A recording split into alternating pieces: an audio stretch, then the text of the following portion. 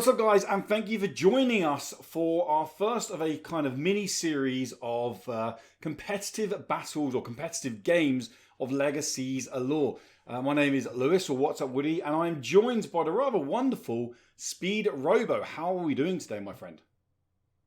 I am doing just fine. What's up, Woody, as we say. Um, Today is going to be a wonderful day. We've got two tournament regulars playing off today. Empire and C-Dubs. Many people in the community will know Empire as our highest ranked player, and C-Dubs is actually the guy who did the card borders for this game. So not only is he a seasoned player, but he's got some behind the scenes knowledge, and we'll see if that comes into play today. Yeah, I mean, if we want to really hype up, we can call it the artist against the tactician, shall we say? The There you go. I like that a lot. yeah. So That sounds like a YouTube title to me. but yeah, as you said, many people from the community will know of these players. However, there'll be a lot of people stopping by and being like, "What on earth is Legacies Allure?" So we're going to kind of do just a 2 or 3 minute intro before we jump into the game, just to make sure you guys know exactly what's going on. Now, before we dive into the bread and butter of Legacies Allure, today we're playing what's called a Blitz mode, which is a more kind of trimmed down version of the game. It's I don't want to say designed for new players, because it very much can be played on its own, and competitive players can still have a wonderful time playing the mode. But it is effectively you're playing a deck or an army or kingdom, as it's called in Legacies Allure, but it's about 30% less than traditional sizes. And more importantly, is there's no drafting phase. Now, we won't confuse what the drafting is in the main one. You'll see that as this series goes on. But there is no drafting phase. It is a case of the cards you see on the board are there, and that is it. So now people are going to be just sitting there going, come on, tell us, what is this Legacies Allure? So Speed Robo, I'm going to throw it to you. Come on, elevate a pitch, throw it at them. What is Legacies Allure? Legacies Allure is a card-based war game. There is no randomness. The game is entirely based around how good you are at discerning your opponent's strategies and executing your own. Two armies are squaring off on the map, and the goal of the game is to capture that center point. If you're holding that center at the end of the game, you're the winner. Otherwise, you lose. And that's part of what makes this game so interesting to me, is that there's one win condition, and you need to make sure you secure it. Yes, indeed. Now, if the game finishes before, so there are 7 rounds, if the game finishes before 7 rounds, it'll be because the opponent has just killed all the other opponent's units, meaning that they don't have to capture the square, because by default they would capture it with movement. Then by balancing, the way the balance is done in this game, I say a basic way balance is done in this game, is through a gold cost. If anyone's played other games, they may know known as a provision cost. Every unit has a gold value tied to them. It could be anywhere between 2. I think the most expensive is 16 or maybe 17.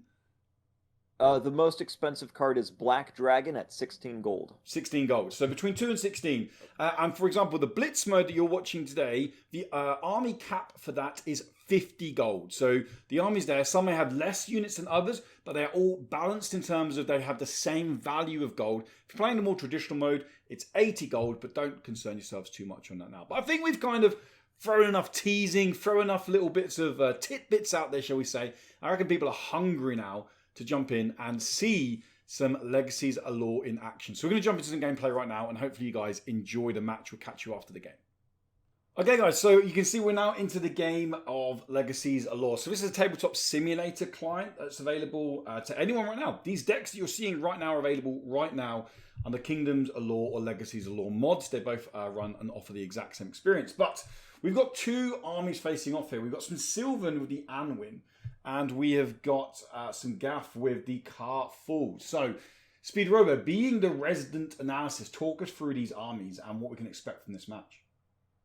Well, I'll tell you right now, this is going to be a very exciting and interesting match. Looks like Empire is going to be playing Anwyn here. And now Anwyn is Sylvan's premier spellcaster. She is a support spellcaster. The loadout she's got is Nature's Bosom, Tranquility, and Replace. All of these allow her to protect and heal her units. Over on C-Dubs' side, he's rocking Kaar'thul. Kaar'thul is the #1 damage spellcaster in the game.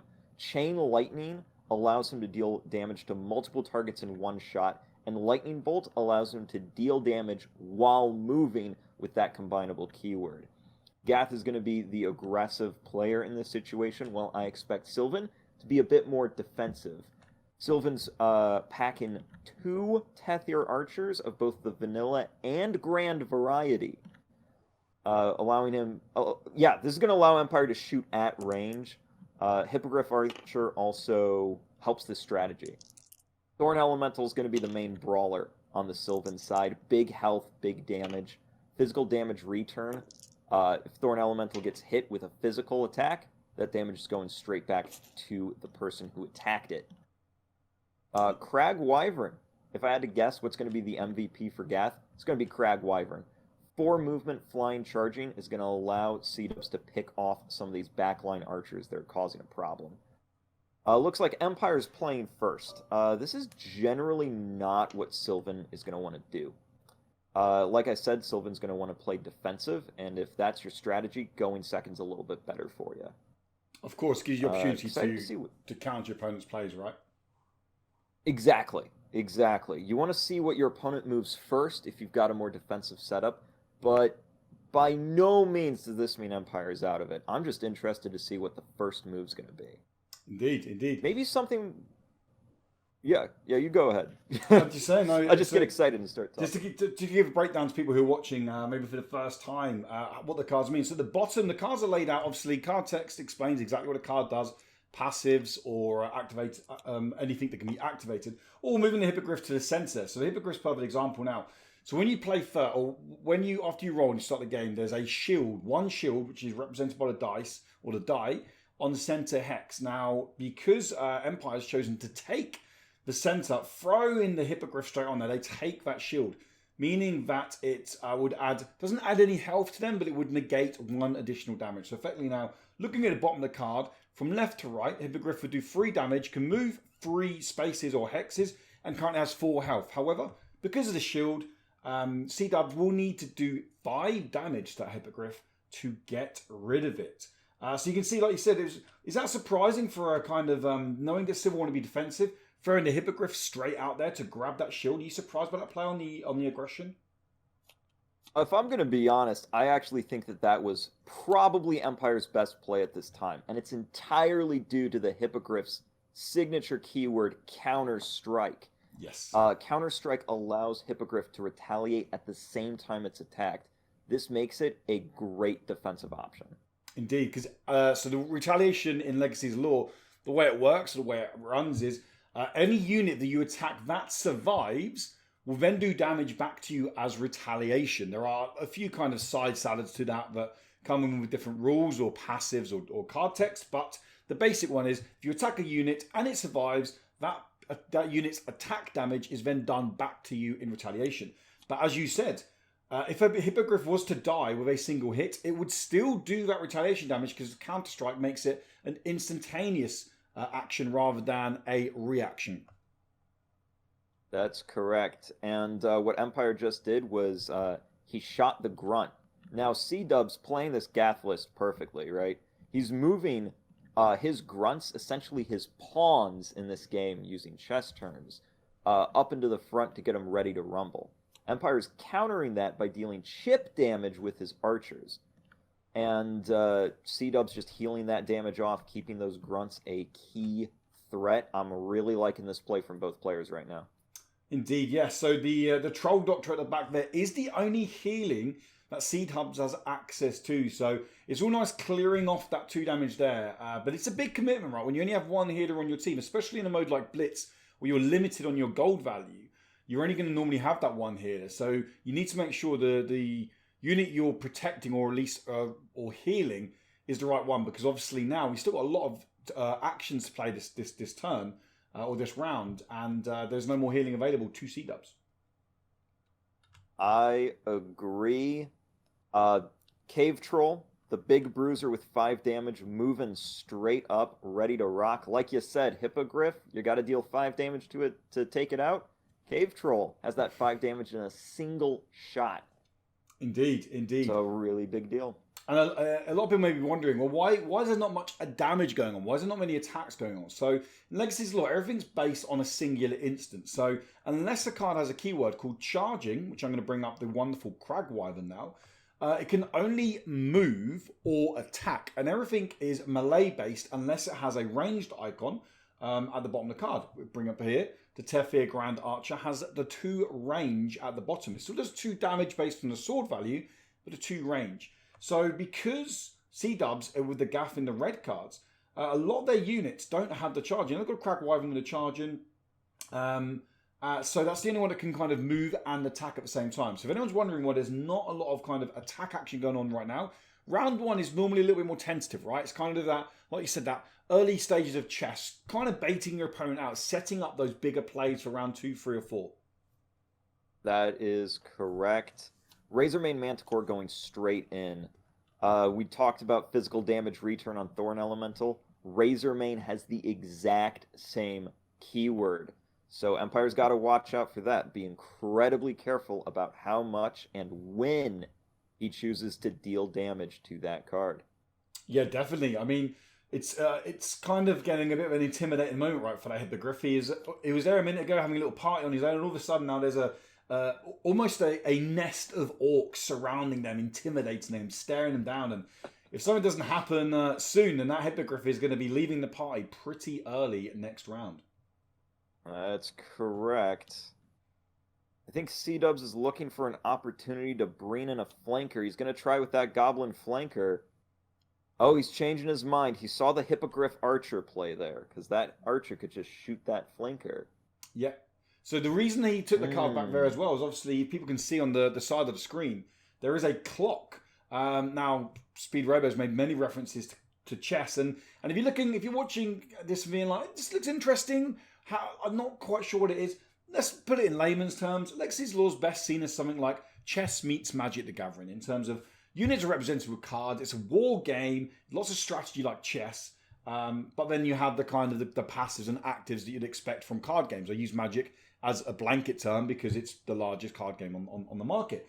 And so this is why you're making lots of reference to it. And also the clock available over there is a play clock. Now in this mode, the clock doesn't come in too much because it's a smaller game mode. However, in the main game mode, the clock really comes into play, right? It really puts pressure on someone who needs to make those long decisions.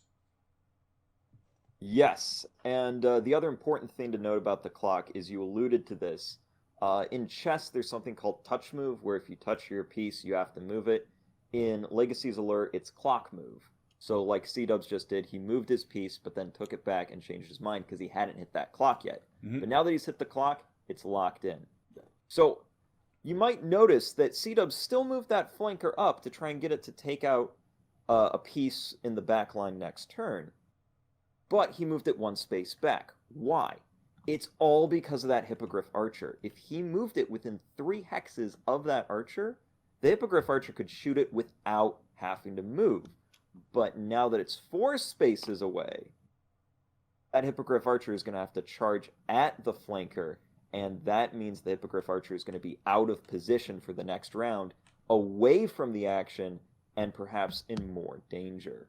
Indeed, and because the Hippogriff Archer has a bit of a caveat to its charging, as you can see, it says this unit may attack as a ranged or melee unit.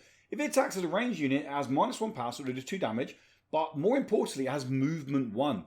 And at the moment, the only space available is this hex right there, and there is a rather terrifying Razormane Manticore staring down on that space. So if Hippogriff Archer moved in there, it would be bye-bye Hippogriff Archer. Well, not almost bye-bye. It would be a decent amount of damage to Hippogriff Archer. But also there's that damage, physical damage return danger as well, right? Yep, exactly. And now the last piece on the board to move is going to be Kaar'thul. The trick here is getting Kaar'thul into position for the next round without him being taken out by one of Empire's charging units like the Hippogriff. Yes. But you still want Kaar'thul within decent range there so he can pull off that Change Lightning. It's going to be interesting to see what C-Dubs' choice is here.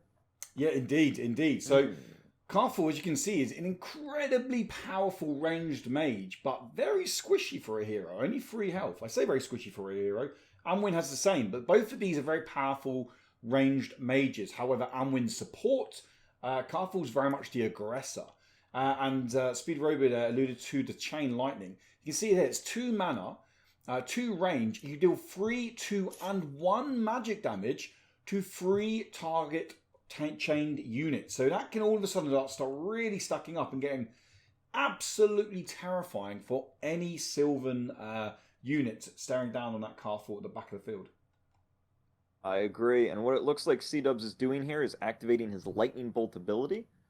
As mentioned earlier, Lightning Bolt allows you to deal 2 magic damage to a target and then move 1 space away. So this allows Kaar'thul to still get in damage, but keep him safe. I really like that play. Yeah, and the reason you can move 1 space away, right, is because it has the keyword combinable, meaning that you can either do the action and then leave your hero untapped, or you can move, right? Do the action and move. You will have to do the action and move when it's combinable. Okay. +1 action is what leaves you untapped. Yes. So Empire got to go first at the start of this round, and the reason why is because C-Dubs took the last action during the previous round. So whoever is the person with the last action before the new round begins has to go second in the new round. And with Empire going first, that means he can use his Hippogriff to just take out that Troll Doctor right out of the gate.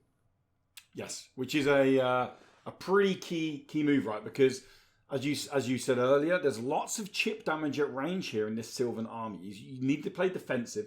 The Hippogriff Archer, the Tethya Archer, the Tethya Grand Archer as well. All of those can really chip away on that damage, and getting rid of that healing means that when they're doing that damage to something like the Cave Troll, 8 health, an absolute beast of a unit. Normally getting that healed up and up and up can exhaust the actions, exhaust the economy. Now, that chip damage is going to stay on that unit, and it's going to make it a rather tricky time for C-Dubs to deal with these ranged units. I agree. Just moving the Grunt out of the way. I think the idea is to threaten the Hippogriff next round and keep it safe from the Thorn Elemental? Okay, dealing 2 damage to the Wyvern. Ooh, that's pretty good. Oh, that's really smart. This means that the Hippogriff Archer can theoretically take out that Wyvern. Anwyn still within charging range of the Wyvern, but that 1 shield she put on herself last round with Nature's Bosom is going to keep her safe. Yes. Okay, Empire really thinking ahead. This right here shows how planning multiple turns and multiple rounds ahead is how you succeed at this game, just like in classic games like Stratego or chess. Indeed, yes. And I mean, I'm relatively new to the game and playing it as a more, let's say, competitive level. I thoroughly enjoy the game, but oh my God, it's like a brain workout playing a game of Legacies of Lore. And but you're an incredibly experienced player, and even you, someone who's played hundreds and hundreds of hours, you still, every game is that real taxing kind of battle in your mind of this decision or that decision. It's almost weighing up the value or the importance or priority even, because you know things aren't always going to go your way, but it's about almost a mathematical element to it of what is the best route or the best option here, and that's why it's and exactly. And that's why I love classic war games, and that's what we have here, but with the customizability of a card game, because you get to make your own army, you get to make your own deck. Best of both worlds, in my opinion. But Indeed. Back to the game, that Wyvern has decided to just take out the Tethya Archer. I don't actually know if I like this play. The Tethya Archer, the Tethya Grand Archer was already tapped. It already used its ability. Mm-hmm. Empire had exhausted it to shoot. Personally, I would have taken out the active, regular Tethya Archer just to remove that action from Empire's list of options. So I don't know, because action economy in this game is incredibly important, right? Removing actions from your opponent can give you initiation for the next round. Exactly. So it's a really important thing to do here. I mean, don't ignore this Goblin Flanker, right? I know they're only 2 damage and 3 charging, but still, it's these kind of units here that can just out of range from the standard Tethya Archer, but obviously the Thorn Elemental is not going to be anywhere near them. That's kind of thing they want to stay well away from, because it's an instant kill for them with the physical damage return. But Cave Troll on middle. I mean, throwing a big old 8 health. Oh! Cave Troll saying, I've been... Oh, he can't decide. He can't decide. Ah. He wants to go to the middle. So he wants both to good. extend. He wants to go back. Break us through. What happened there? Why would he want to go 1 hex beyond middle? So if he goes 1 hex beyond middle, what he's doing is he is threatening pretty much all of Empire's army with his number 1 threat, right? It could take out Hippogriff Archer, Deepwood Protector, Taunting Satyr, or do some major damage to Thorn Elemental, all in one go if he pushed it 1 forward. Yeah. Okay, he's taking out Deepwood Protector. That's only 2 damage. That should not be 3. That's physical damage return 2. Let me EDR 2. Let me just send that over to the guys. Let them know. But yeah. So having all those threats with Cave Troll's really good. That is great. But like I said, you got to hold that center. The center is your capture point. And with Cave Troll in the middle and its huge health, pretty good. Oh, it already had 1. Oh, yeah, it did already have 1. Never mind. Yeah, indeed. Can't do math. I can't. So, 3 damage on the Razormane Manticore. So, I mean, Cave Troll is very intimidating there. And even like a Thorn Elemental, a massive unit, like 12 gold compared to the 9 gold of the Cave Troll.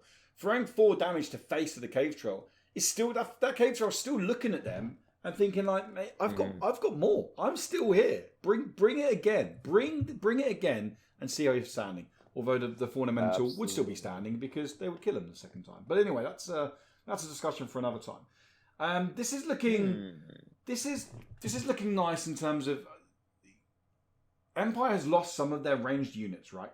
They've obviously used the Grand Tether Archer, and that's a nice way of chipping away at that Cave Troll. The Hippogriff is looking a little bit terrifying at the moment back there with that mobility and 3 damage. That's Kaar'thul gone in 1.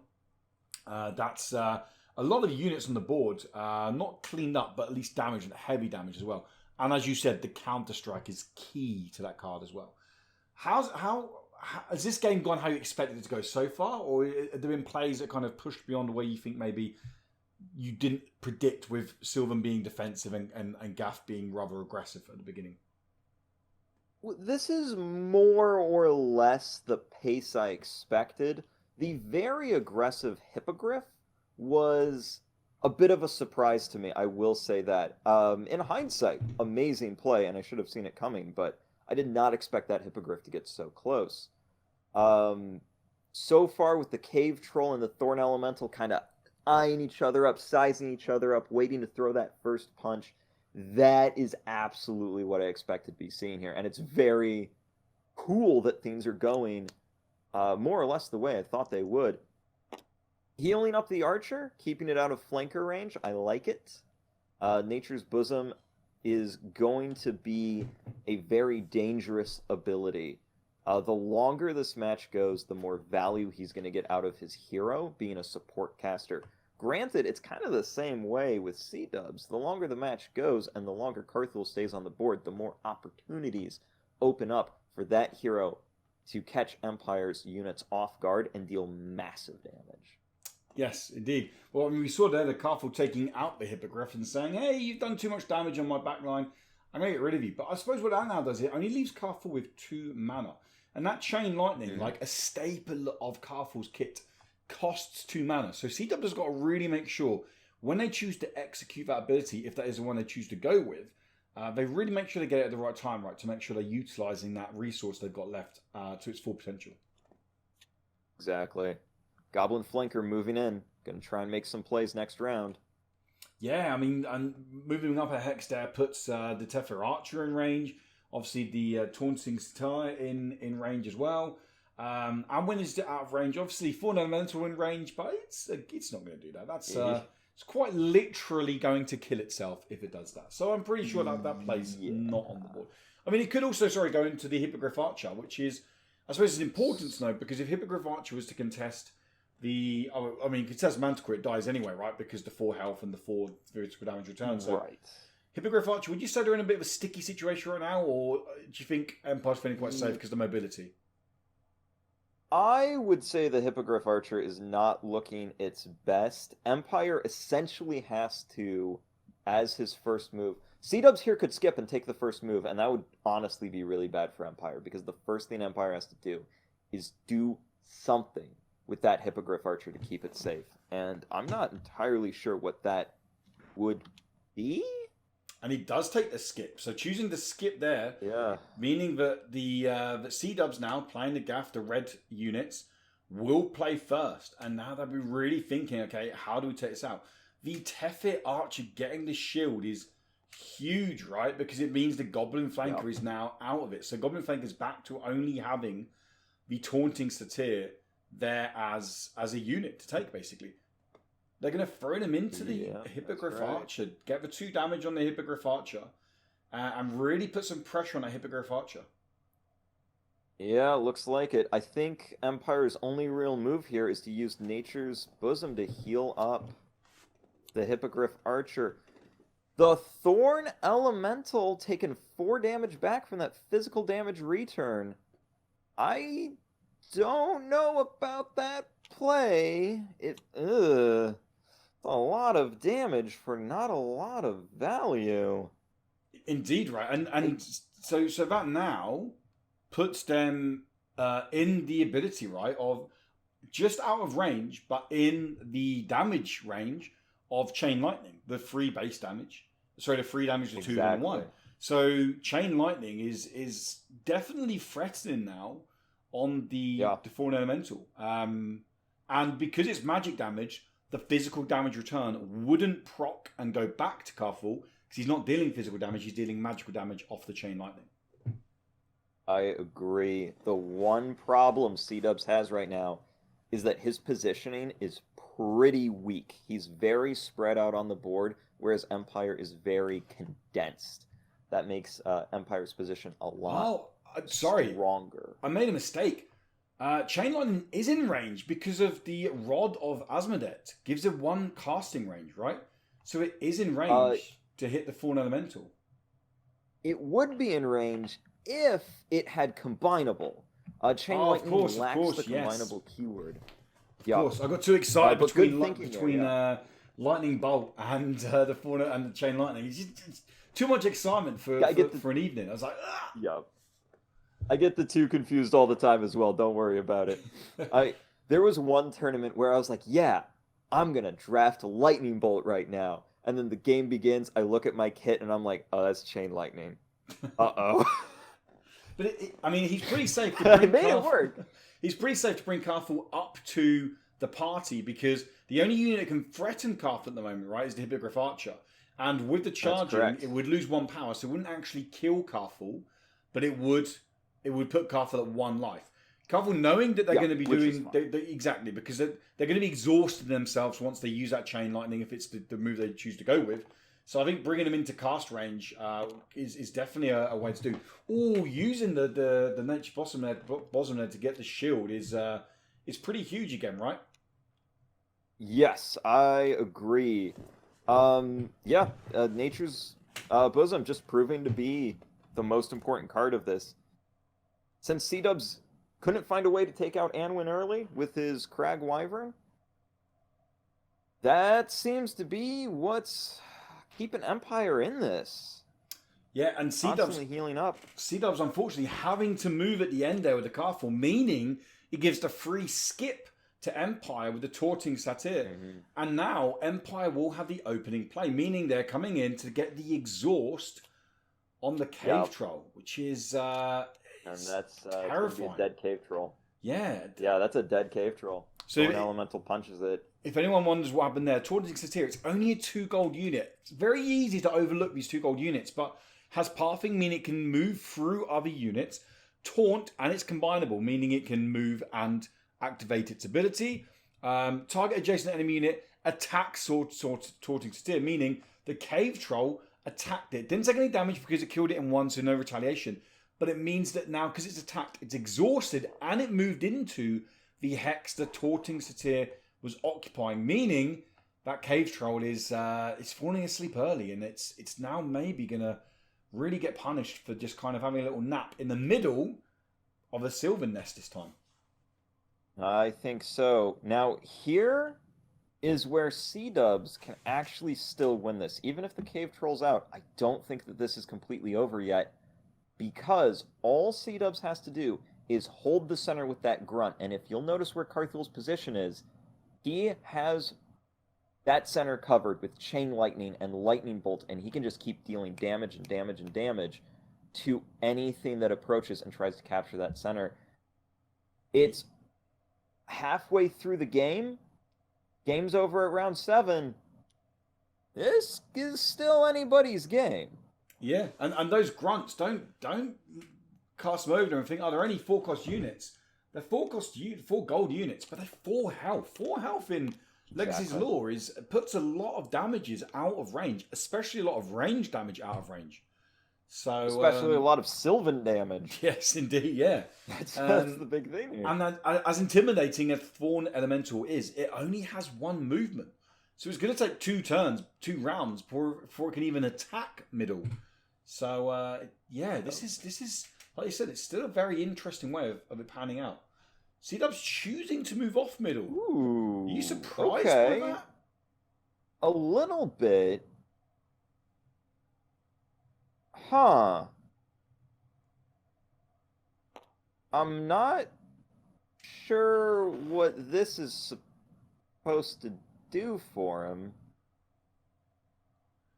Let me see. I guess he has a guaranteed kill on the Tethyr Archer. Yeah. That's a thing. Yeah, I don't know. I'm a little confused by this, but I bet C-Dub sees something that I'm just missing. Like, that's got to be what's going on.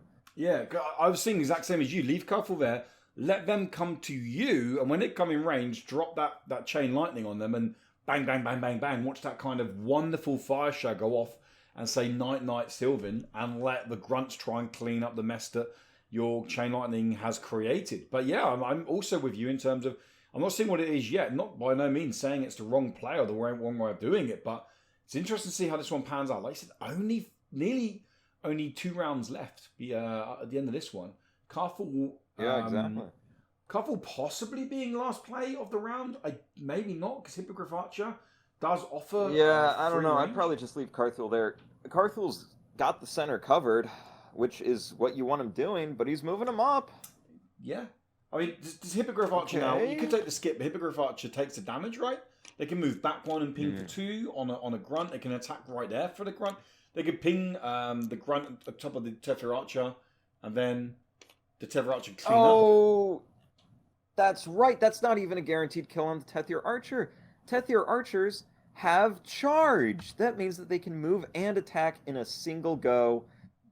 Yeah. Oh, that is a dropped grunt, and at this point, I don't know if there is a way C-Dubs can make this back. I think he is just at too much of a deficit. I think that last push probably going to close this game.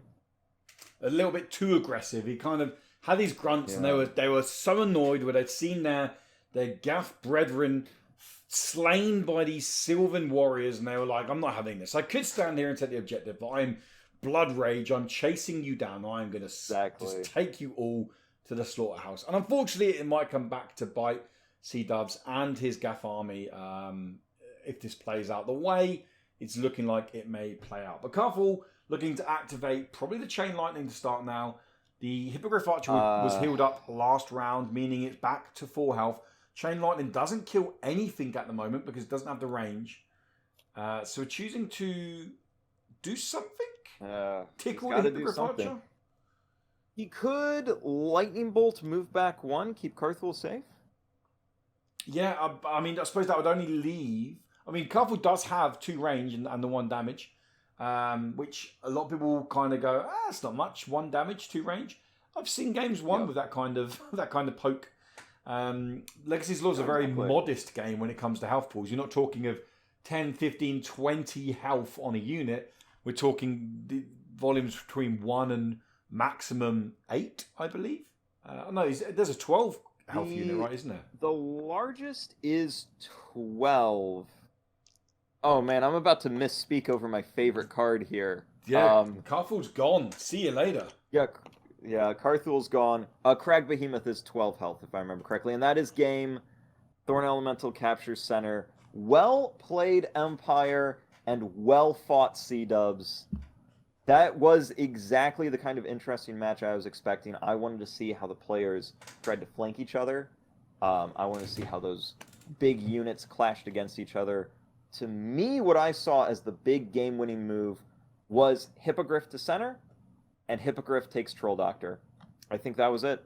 Well, that was it then, eh? That was it. Like you said, the big play there, the Hippogriff taking the Doctor, and it means that, like you said, so many chunky units in their Gath army, and the moment they don't have that 2 health to get back up that rejuvenation, that chip damage from Sylvan just becomes too much, right? Over time, it just chips and chips and chips, nags and nags and nags, and eventually the nagging gets to you and you crumble.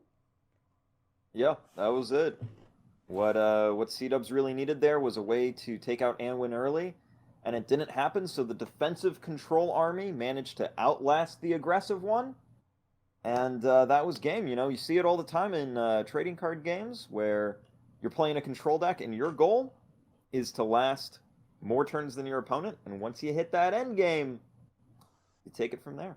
See you later. later. That's what we saw today. See you later. Do you think C-dubs was taken back a little bit by the very aggressive start from Empire, knowing that he was on first playing Sylvan, and all of a sudden he was like, whoa, wait a minute, what's going on here? You're not meant to be playing like this, my friend. I mean, there's a reason Empire is the highest ranked player in the community, but even you didn't see it necessarily. Like you said, you didn't see the play, but it was the right play in the end. I didn't see it. Yeah, no, look, if I was taken aback by it, I'm almost certain C-dubs was, because I didn't even see that Troll Doctor take at the start of round 2 until it was too late. I just saw that Hippogriff taking center, and I'm like, oh yeah, it's got Counter-Strike. That makes sense. And then started round 2, bam, Troll Doctor's gone, and I'm like, that's the healing. That's a problem. Yeah. That was the big kind of, every game, card game, board game, war game, has that turning point, right? Has that moment where the game turns. And that was definitely it. That was the kind of the screw turning. Losing that healing was not a good time for C-dubs, but put up a pretty solid fight at the end there. Took those grunts and the cave trolls in there and put in a really, really solid fight. And it was a fun game, and hopefully you guys enjoyed it as well. If you did enjoy it and you're interested in trying out Legacies Allure, you can. And do you know what's even better? Well, I was about to say it's completely free.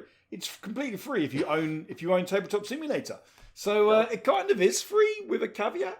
But no, if you're genuinely interested in giving it a go, then maybe you can use this video as some kind of basic tutorial. There are tutorial videos coming out relatively soon.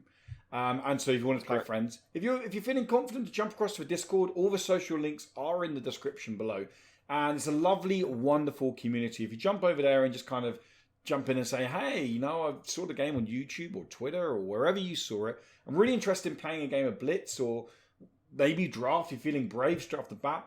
Someone there will happily jump into a game with you and they will show you the ropes and show you what it is. It's what I done a little while ago. It's what you done a long while ago, and it's how we got here now. A year ago. So yeah, absolutely. But no, and so Speed Robo, thank you so much for joining me for the first one of these videos. These are going to be once a week. Thank you for having me. And we're going to be focusing just on Blitz for the next 4 or 5 weeks, just showing you these kind of smaller armies. You don't have to build anything. If you do go into the mod, you can literally go down to starter decks at the bottom. You choose any hero you want, and it's a pre-conned 50 gold Blitz army ready for you to pilot and dominate your opponent, whoever they may be. And then after the 5 weeks, we start going on to the more technical, the larger, the creme de la creme of Legacies Allure, the draft mode, which is, I think we're both very excited to start really showcasing that. Yeah. Once again, thank you for joining me, my friend, and thank you for you guys for stopping by and watching. Like I said, all socials are below. Have fun, take care, have a great day, morning, evening, whatever it is where you are. Until next time, goodbye.